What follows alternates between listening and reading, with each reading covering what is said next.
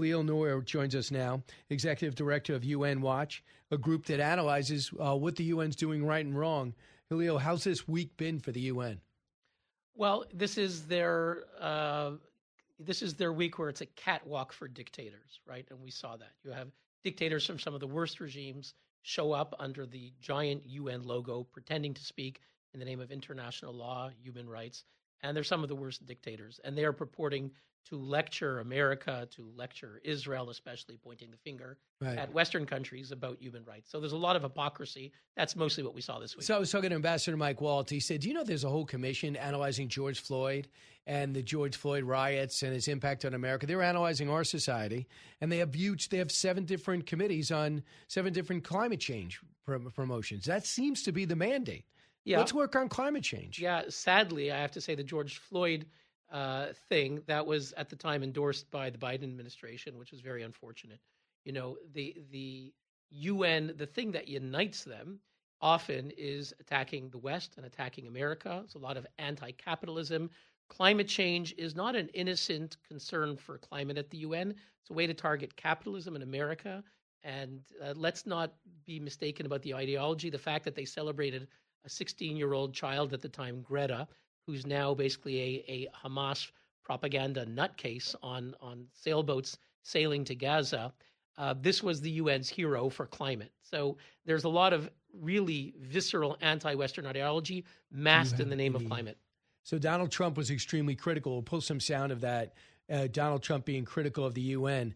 You let him have it on Monday. What are you guys doing? Why am I negotiating peace agreements? You didn't even contact me to maybe background or support or do follow up. He goes, why am I handling all this stuff? Why don't you assert yourself? He didn't bring up the fact that UNRWA was involved in the October 7th attacks on Israel and they're providing aid in Gaza for Hamas.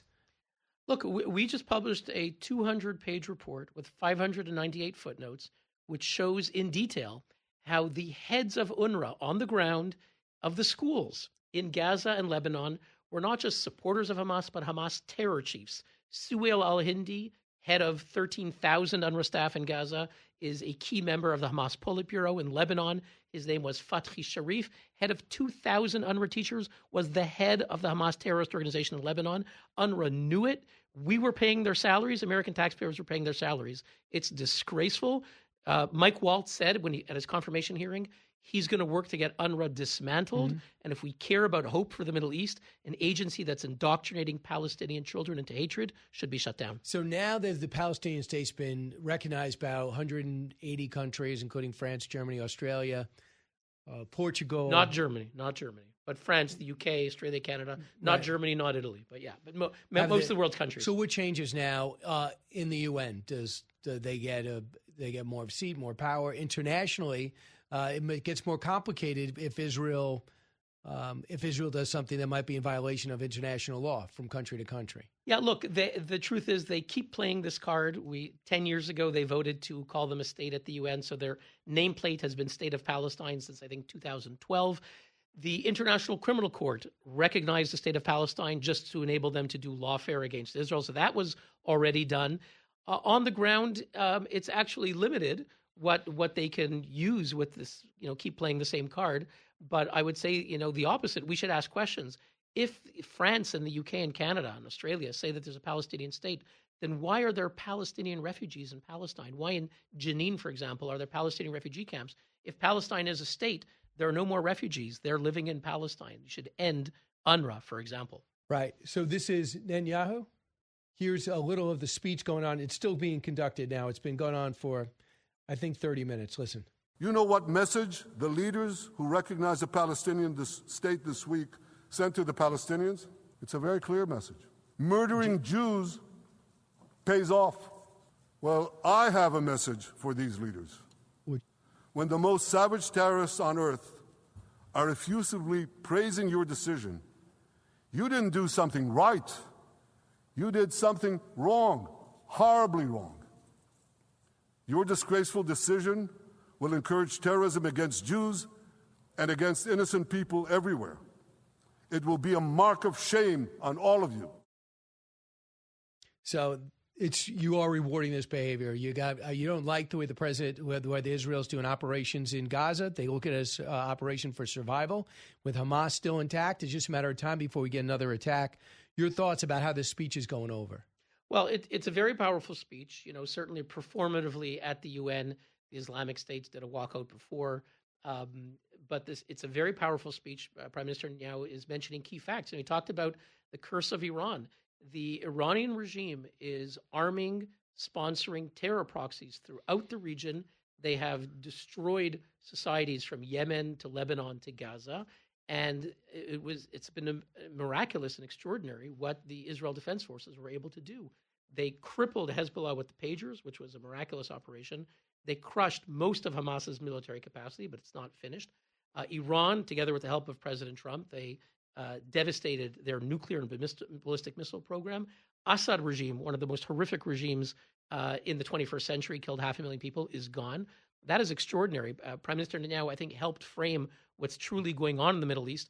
And instead of making this issue about people in Gaza being the victims, let's remember that Iran armed Hamas to start the war on October 7th, and largely their unit of terror proxies, their system of terror proxies, has been decimated. And they say, well, we didn't know about it. It's hard to believe they didn't know about it. It may be they didn't know some details. That's possible. But certainly they were arming them for this. Absolutely. So, yeah. I want you to hear some of the criticism that Donald Trump leveled on Tuesday, and I want to get your reaction to it. I didn't think of it at the time because I was too busy working to save millions of lives. That is the saving and stopping of these wars. But later I realized that the United Nations wasn't there for us. They weren't there. I thought of it really after the fact, not during these negotiations, which were not easy. That being the case, what is the purpose of the United Nations? The UN has such tremendous potential. I've always said it. It has such tremendous, tremendous potential, but it's not even coming close to living up to that potential. For the most part, at least for now, all they seem to do is write a really strongly worded letter and then never follow that letter up. It's empty words, and empty words don't solve war. The only thing that solves war and wars is action. Is he right? Absolutely. I mean, I would say it's even worse. It's at best, it's empty words coming from the UN. At worst, it's words that legitimize the world's worst regimes. Let's remember the UN. We just published the data today of the past 10 years of the UN General Assembly, which is meeting now in New York. And in 10 years, there have been 0 resolutions adopted by the UN on China, 1.5 billion people oppressed completely. 0 resolutions. The Uyghurs? 1 million Muslim Uyghurs in camps. Hong Kong democracy extinguished. Thousands of Tibetan temples destroyed. Human rights lawyers thrown into prison. Someone lifts up a white piece of paper in Shanghai, a young woman, throw her into prison. 0 resolutions. Cuba, a police state. Teenagers in prison because they called for democracy. 0 resolutions. Venezuela, a corrupt narco-criminal regime. 0 resolutions. 173 on Israel. Okay, so and these resolutions legitimize Hamas terrorists. So it's at best empty words, but in reality, often it's words that are legitimizing attacks on Israel, America, and the West. Right. So is it fixable? Is the UN fixable? It's fixable if we fix our own societies. It starts with, reform is very hard to do institutionally, very hard to change institutions, but at a minimum, get our democracies to do the right thing. Nothing stops Britain, France, Canada from introducing a resolution on 1.5 billion people suffering in China or migrant workers being enslaved in Qatar. No one ever even tries. Their mentality is to go along to get along. Look, in October 8th, so we're talking in barely 2 weeks, in about 10 days, the UN so-called Human Rights Council is going to elect the Iranian regime's official, a longtime Iranian diplomat, to their Human Rights Council as an expert. What a joke. And no one's saying anything. We're the first ones to expose it. We're urging Western diplomats to try to stop it. So far, they're saying nothing. Here's more from Netanyahu's speech. Again, he's still talking. But regrettably, many leaders who are represented in this hall, they send a very different message. Sure, in the days immediately following October 7th, many of them supported Israel. But that support quickly evaporated when Israel did what any self-respecting nation would do in the wake of such a savage attack. We fought back. Now just imagine, just sit back for a second and imagine, an attack against America proportioned to the attack against Israel on October 7th. Imagine a regime, a terror regime, dispatching thousands of terrorists to invade the United States.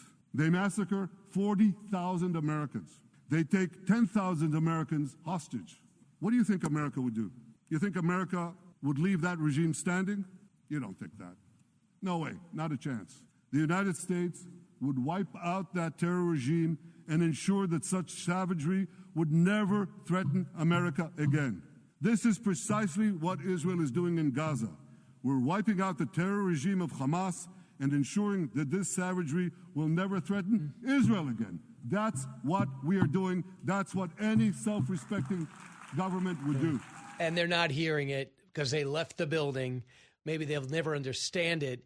And whatever you think about what's going on in Gaza, they're dropping flyers. They're directing people through text messages to get out of buildings. And it's the Hamas that goes into hospitals. It's Hamas that makes headquarters in schools and mosques. And that opens themselves up to a target. And they got to be very discerning to the Israelis.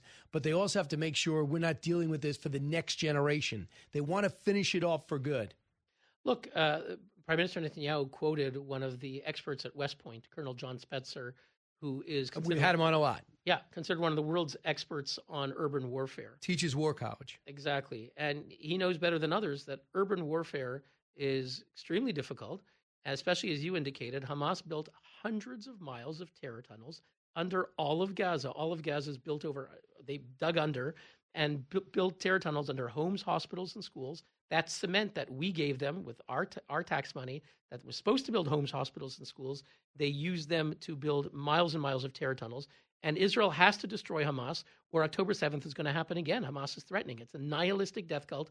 As Prime Minister Netanyahu said, Israel suffered the equivalent of 10 times 9/11, and it's a regime that's not thousands of miles away in Afghanistan or Iraq.